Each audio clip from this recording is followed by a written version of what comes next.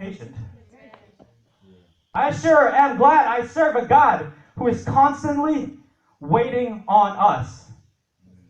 That's right. That's right. I said it. It went quiet. God is waiting on us.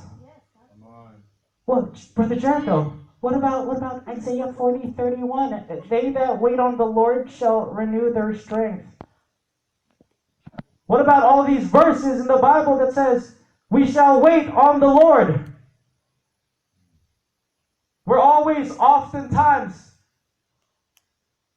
thinking that, hey, I just got to keep waiting on God. It's not happening right now because I'm just waiting on God. Hey, why didn't he come to church? Oh, I'm just waiting on God. It's an easy excuse. I'm waiting on God to move. I'm waiting on God to do it.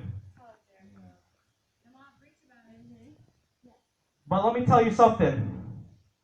And I want you guys to pay attention to this real quick. God is waiting on us. For us to be able to wait on God, God had to wait on us first. What? What? Wait a minute. God's waiting on us?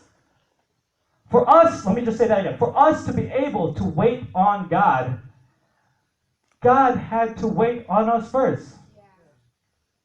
Let me explain. Let me just try to make this make sense, because it didn't make sense to me at all when I first thought about it, when God gave me this insight. Because I was like, God, you always said, wait on the Lord, right? Well, I watched the preaching by Brother Woodward a couple months ago, and he makes the point that when you are waiting for something that you so desire, that you are expecting it, you are no longer waiting. When you are waiting for something that you so want, you really want it. I'm waiting for that next iPhone to be released. I'm just waiting for it to be released. I can't wait for that gadget to be released. I'm just waiting for my food to come out because this waiter is taking so long. I'm just waiting for it to come out.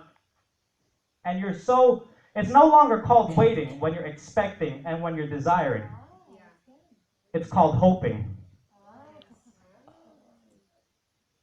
You see, when you start to hope, you no longer feel like time is passing aimlessly and you're just waiting. Because waiting and time is a man-made concept. God is not trapped. He is not a prisoner of time.